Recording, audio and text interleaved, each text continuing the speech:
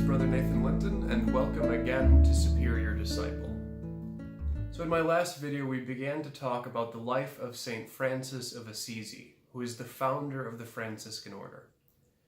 I told you that this past month we celebrated what we called the Transitus of Saint Francis, our celebration of his transition from life here on earth to life with God, our Heavenly Father, in his heavenly kingdom. But who is Saint Francis? As I said last time, many people hold Francis as the patron saint of ecology, which makes a lot of sense. He truly did love the environment, and he saw God at work in creation. While for others, he might just be that bird bath in their grandmother's backyard, probably holding a dove in each of his hands, or something like that, probably a deer at his feet. And that might be the most that they know about Francis. But who is he? And more importantly, why should we care who he is? I firmly believe that Saint Francis, even though he died nearly 800 years ago, has much that he can continue to teach us about our faith and about how to follow in the footsteps of Jesus. So who was Saint Francis? What do we know about him? Well, we know that he was born around 1181 in a town called Assisi in central Italy. His father's name was Pietro Bernardone, and his mother was a woman named Pica, a French woman named Pica.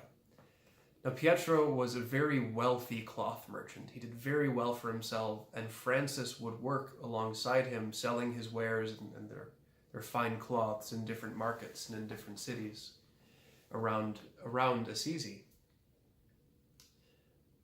But I think it's important to note that Francis wasn't always a saint. Oftentimes when we talk about Saint Francis, we talk about three different stages.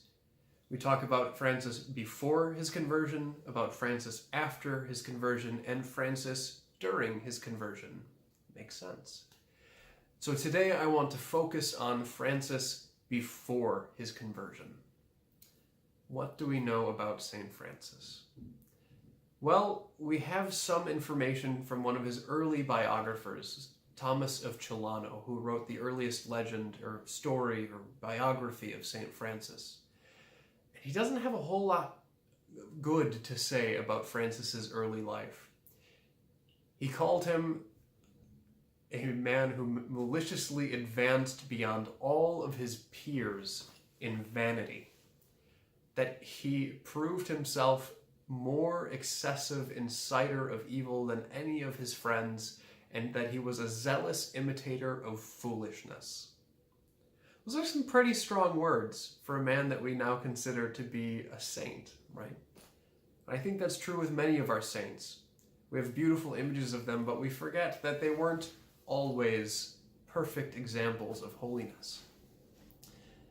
Saint Francis was from this very wealthy family, and they were very high up in society. That's even physically true. Assisi is built on a hill, and the poorest of the poor lived at the bottom of the hill or outside of the city walls, while the wealthy, like Francis and his family, lived probably about halfway up the hill, where they were physically able to breathe fresher air and to live cleaner lives and look up, kind of be above the people around them. Francis loved himself. That much we can certainly say. He loved himself probably more than anybody else he knew, and certainly more than God. He was a very vain man, and he would dress himself in these fine cloths and these fine garments and flowing robes, so that as he walked down the streets, people would take notice of him. He and his family might not be nobility, but Francis made sure that they were notable at the least. He and his friends lived a very good life as well. Francis didn't really care about money, and that's something that kind of is true throughout his entire life. However, after his conversion, he didn't care about gaining money. It wasn't something that possessed significance to him or something to be clamored after. But for Francis before his conversion, he had a lot of money, and so he simply didn't see it as something that he needed to hold on to, or he needed to treasure, or to be grateful for, because he had an abundance of it. So he and his friends would just waste incredible amounts of money throwing these magnificent parties, very, very raucous parties with entertainment and lots of feasting and food and frivolity, and not always of the most, virtuous kind. He lived a very crazy life before his conversion, before his sanctity, right? And I think that has a lot to teach us. Why? Because I don't think any of us were born saints. Some of you very well might have been raised Catholic, like myself.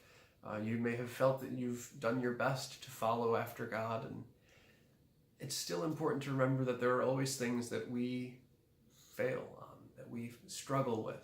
None of us are born perfect. Others might be sitting in a situation where they are focused on their life of partying. They might be at college and they might simply be striving after a good time, after the glory of the world, which Francis did as well. He strove to be a knight. He longed to be a knight and to bring glory to his family and to his honor, but for success in the world, worldly success, not spiritual success or spiritual wisdom, right? So remember that wherever you are, don't despair. Because like Francis, God has the ability to reach into your life and to call you to something greater. I think that's the beauty of Francis's life. That this man who was so focused on himself, through God's calling was able to then give of himself, to empty himself of himself, and to be filled with God's graces, and in doing so to find joy. This is a beautiful thing. And this is what Francis teaches us, that God calls us. No matter where we are, no matter what state we're in, God calls us to go out of ourselves, to love him, and to love those around us.